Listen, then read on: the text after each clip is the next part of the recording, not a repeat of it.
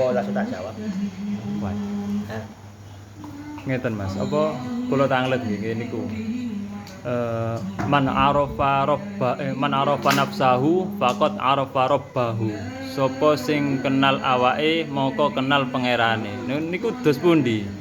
Kenal awake niku napane sing dikenal? Kok saged lek kenal awake niku saged kenal pangerane dos pundi niku Mas penjelasane? Alhamdulillahirabbil alamin. Niki ilmu mengenal diri.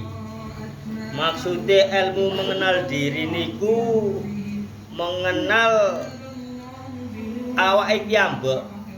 Nah niku ilmu niki ilmu umum sebenare kabeh niku saged, tapi ilmu niki selama niki mung dipirengaken tok, setelah niku mboten disampaikan, mboten dijelasaken.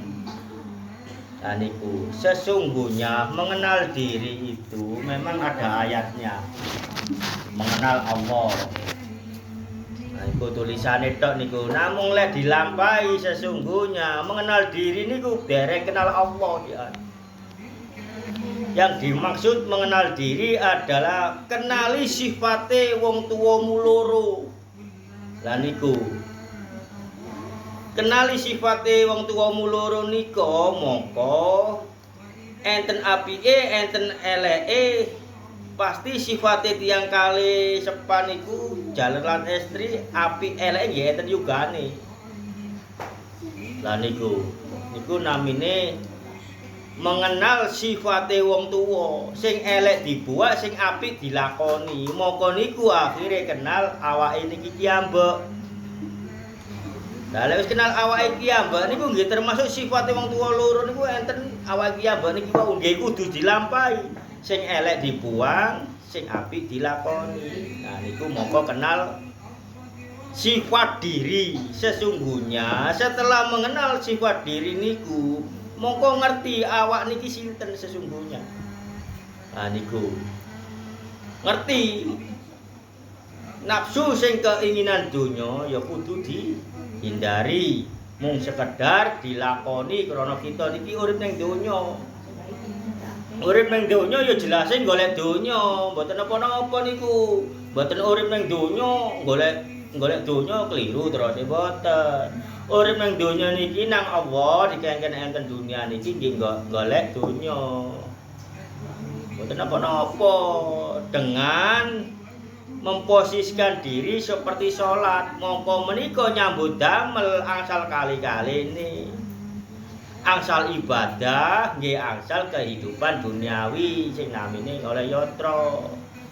Nah niku nggih. Namun niki sing ditangletaken mengenal diri. Sesungguhnya mengenal diri setelah itu membuang sifat angkara murka yang di dalam diri niku, mengenali diri ini bahwa diri ini di dalam diri ini kenal dengan laknatullah.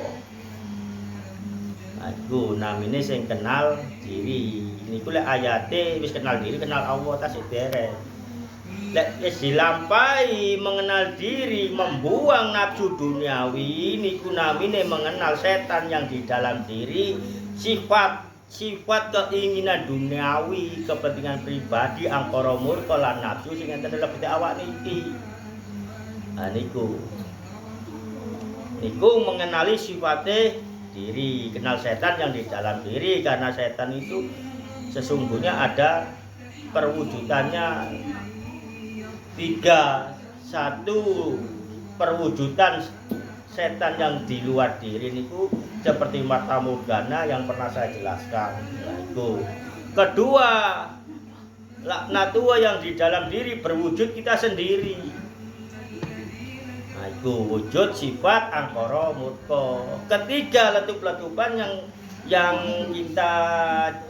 kita sholat itu mengganggu kita, yang kayak ada yang berjalan-jalan di muka-muka ini, itu ada letup-letupannya dan ada warnanya. Nah, itu sehingga sampai sholatnya tidak tahu, dikira ada hewan atau apa yang berjalan di muka sampean akhirnya lebih dari 3 kali gerakan sholat hukumnya syariat, gerakan di luar syariat itu sudah nggak salah. Itu itu apa yang letup-letupan itu membuat orang sholat tidak bisa khusyuk sebenarnya. Itu kalau dia perannya menggoda di situ. Peran setan yang di dalam diri urusannya keinginan duniawi. Yang lekak-lekuk yang di luar diri tadi yang seperti fata morgana, dia apa bagian apa Mas? Fungsinya mengajak manusia ke kesesatan. Nah itu. Tapi kalau setan yang di dalam yang di luar diri ini sesungguhnya manusianya nggak mau, dia nggak marah. Dia nggak marah. Tidak seperti sifatnya jin dan iblis. Wah, kalau jin dan iblis itu nafsunya besar sekali, ingin terumus sekali nang menungso. Kalau setan yang di luar diri yang lekuk-lekuknya seperti manusia tapi berapa kayak fata morgana itu. Kalau nggak ada manusia, manusianya tidak mau ya juga. Dia berhenti, tapi besok-besoknya goda-goda lagi karena dia berperan di situ. Mungkin oleh Allah memang ya seperti itulah setan yang di luar diri. Nah, setelah itu mengenali setan yang di dalam diri, membuang hawa nafsu. Setelah mengenali setan yang di dalam diri, maka kita ini kenal ayat-ayat Allah. Nah, kenal ayat-ayat Allah niku wau nggih sampeyan ngaos. Dari belum tahu bismillah sampai tahu. Lah iku ngaji maca namine. Setelah ngaji maca niku selesai tahapan umur 15 tahun sudah selesai ukurannya madrasah apa itu? Ya, madrasah apa? Lek wis umur 15 tahun itu sanawiyah. Nah, itu. Nah, itu sudah mengenal ayat Allah dan hukum-hukum menghadap Allah, mana yang dilarang dan mana yang diizinkan oleh Allah. Nah, itu sudah mengenal Allah. Nah, mengenal ayat-ayat Allah termasuk lafal Allah. Nah, itu. Maka kalau naik lagi setelah umur 15 sudah menguasai bacaannya dan tahu qiraatnya, panjang pendeknya bacaannya, semuanya sudah berhenti. Kita lalu menjalani mengenal zat. Lah niku. Zat niku napa sih mboten tahu kepireng, mboten tahu napa. Lah niku sing disengit-sengit akan sesungguhnya semuanya ilmu ma'rifatullah itu bisa. Semuanya. Kenapa kita didoktrin sampai ngaji sudah menguasai sampai umur 20 tahun ono pondok aiku sampai enggak nglakoni isone maca tok akhire nggih mboten semerap sing sak benere ilmune Allah sing hape Allah sing dadi pondasi langit lan bumi. Sesungguhnya kalau bacaan tok enggak ngelakoni maka ya wawalam shawab. Yang jelas di dalam agama yang diterima oleh Allah dan Rasulullah itu ngelakoni mengetahui siapakah orang tua kita, sifat-sifatnya yang saya maksud, siapakah musuh kita yang tadi saya sudah jelaskan. Maka dari itu kita lek wis nglakoni mongko nang Allah mangke dipilih dateng Allah semerap. Sesungguhnya zat niku napa nggih, zat sesungguhnya itu yang membuat lafal Allah. Mongko para wali-wali Allah lah yang bisa menerangkan zat niku napa. Lek lafal Allah sedanten kok saged semerap wong enten hurufe kok alif lam ha niku Allah. Nah niku nggih. Napa sih ilmu niki kok disengit-sengitaken. Asline mek pirang menit sampean ngeten niki pun asal ilmu semerap, tahu diri sesungguhnya, mengenal lafal Allah dan mengenal yang membuat lafal Allah itu. Zatullah moko panjenengan asline pun semerap. Tapi mboten semerap ilmune. Dan niku wau kula sanjangaken sing iso ngerti zat niku napa nggih para waliwa lan para nabi lan para rasul. Nah niku proses sebelum jadi wali panjenengan sempat sedanten. Waliwa niku nggih sanes wali setelah nglakoni nglampahi cerita kebaikan Rasulullah, nasabe Rasulullah, para waliwa niki wau dak dereng dadi wali iki sanes waliwa yang biasa moko wis nglakoni semerap sedanten sampai sapa awake iki sampai sapa tahu diri iki apa ayat iku ngerti kabeh akhire nang Allah dijadikan saksi bahwa zat tuwa niku pembuat lafal Allah. Nah niku moko keimanan niku anjene enten tingkat-tingkatane tapi kita tedekrin pun lami. Pun lami ngaji mriki mboten diparingi semerap. Mboten semerap kula mboten ngerti. Sing jelas menika napa gurune ngalami napa mboten ngalami niku kula nggih mboten semerap. Sing jelas panjenengan pun kula sampaiaken wingi menika lek golek guru sampai nediten Allah langsung mangke sampean istiqomah ndonga niku mangke sampean dipilih diparingi guru sing hake Allah. Sanes sing kados nggih menika wis akhire nggih ngoten menika. Pun jelas nggih dadi mengenal diri niku belum mengenal zat tuwa. Napa malih masalah iki? Pun jelas. Jelas. Napa yang utaken Mengenal Allah dengan Allah niku ya. Maksudnya niku mengenal Allah dengan Allah bahasa niku nggih kula tau mireng. Krana napa artipun niku beda ya. Ningali Allah kalian Allah juga. Lah niku mboten saged kados ngoten sak sesungguhnya. Karena kita melihat zat Allah menika nggih Allah kiyambak sing milih. Sing memilih sehingga ada bahasa melihat Allah dengan Allah. Kalau kita 50 ke bawah 50 ke atas mengartikan melihat Allah dengan Allah juga itu tidak mufakat rasanya karena ada dua Allah di situ. Sedangkan ayat dari syariat tarekat hakikat marifat Allah niku ahad setunggal.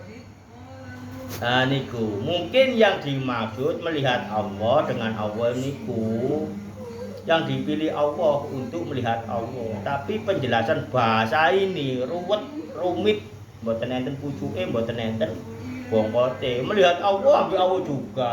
Loh, kita niki lek kula nggih yang bodho ngartekaken basa niku. Berarti Allah ana loro. Nah niku bahaya niku, doktrin bahaya. Atos-atos. Niku lek sing tiyang pendidikan dukur tiyang pinter profesor doktor napa-napa kula mboten ngertos. Wong kula niki sanes dokter sanes napa. Dadi pengertiane kula niki mboten ngerti napa-napa lek enten Allah melihat Allah juga niku bahaya. Karena ada dua Allah. Nah niki sesungguhnya melihat Allah itu dengan penyaksian diri ini. Itu dipilih oleh Allah lalu menyaksikan diri ini melihat zat Allah. Lah zat niku napa? Nggih para waliwa, rasul lan para nabi sing saged nerangaken. Krana ngalami, lek mboten ngalami nggih mboten saged. Akhire ngomong ngawur-ngawur ngoten menika. Dinalar akal akhire sampai kados ngoten sing bodho kados kula bingung. Lah niku sing garahe kula gendeng garahe edan nggih. Ten mriku. Melihat Allah dengan Allah juga. Nah itu bahasanya kan dua. Nah, melihat Allah sesungguhnya, melihat zat Allah itu dengan penyaksian diri ini tanpa ada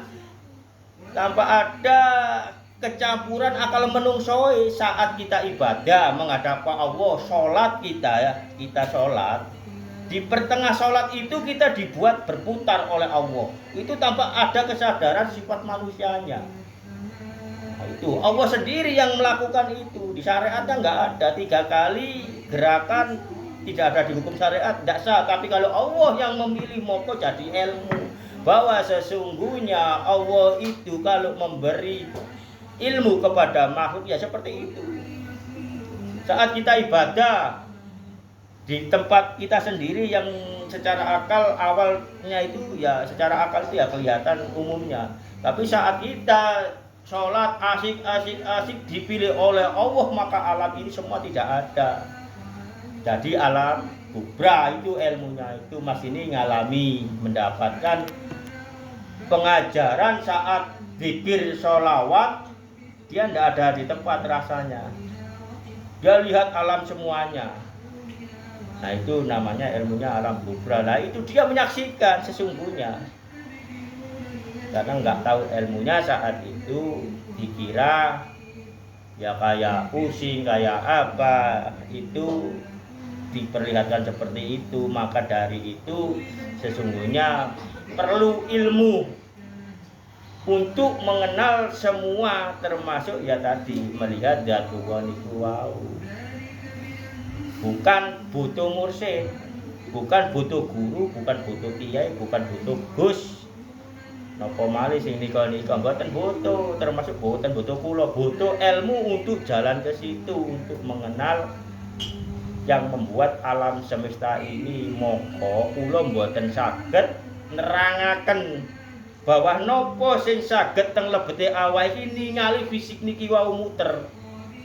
Lah niku ada penyaksian diri yang di dalam diri fisik ini menjalankan ibadah tanpa akal pikiran, tanpa ada polisi di dalam diri sifat akal kemenungsaan, sehingga kita berputar. Nah itu ibadah saat sholat seperti itu dari Allah untuk Allah.